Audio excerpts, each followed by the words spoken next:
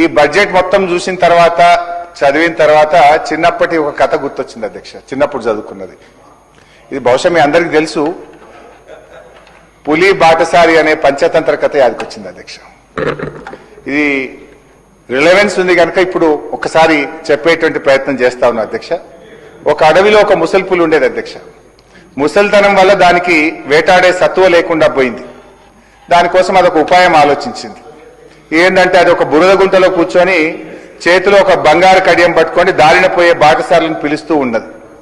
ఓ బాటసారులారా, నన్ను రక్షించండి, నన్ను ఈ బురద గుంటలో నుంచి బయటకు తీసుకురండి అని చెప్పి కనబడ్డ వాళ్ళందరినీ అడుగుతా ఉంది అధ్యక్ష.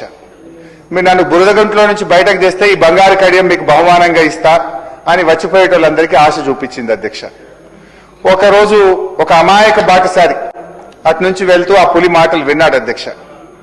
ఇది ముసలి పులి కదా, దీనికి ఒంట్లో బలమైతే లేదు, ఇది నన్ను ఏమీ చెయ్యదనుకోని పాపం బేఫికర్గా ఈ పులిని కాపాడదాం, ఆ బంగారు కడియాన్ని తీసుకుందామని చెప్పి దగ్గరికి పోయిండు అధ్యక్ష.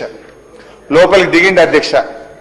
పులిని బయటకు దిద్దామని పోతే పాపం అమాయక బాటసారి ఆ పులికి ఆహారం అయిపోయింది అధ్యక్ష. ఈ కథలో ముసలి పులి ఎవరో ఇప్పటికే బహుశా మీ అందరికీ అర్థమై ఉంటుంది అధ్యక్ష. ఆ ముసలి పులి ఎవరో కాదు, ఘనత వహించిన ఈ కాంగ్రెస్ పార్టీ.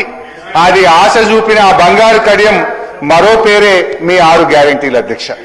అధ్యక్ష అదే ఆగుపోయి కంక్లూడ్ చేస్తే ఆగు, కొద్దిగా ఆగు, చేస్తా అధ్యక్ష. అరే ఎందుకు పోయి అంత, అరే సార్ స్పీకర్ సార్ అట్లా చేయకండి సార్, మీరు కొంచెం ముగిస్తాను. మళ్ళా కొత్త కథ మొదలు పెట్టింది. నిన్న బట్టి గారు ఒక్క మాట, బట్టి గారు నిన్న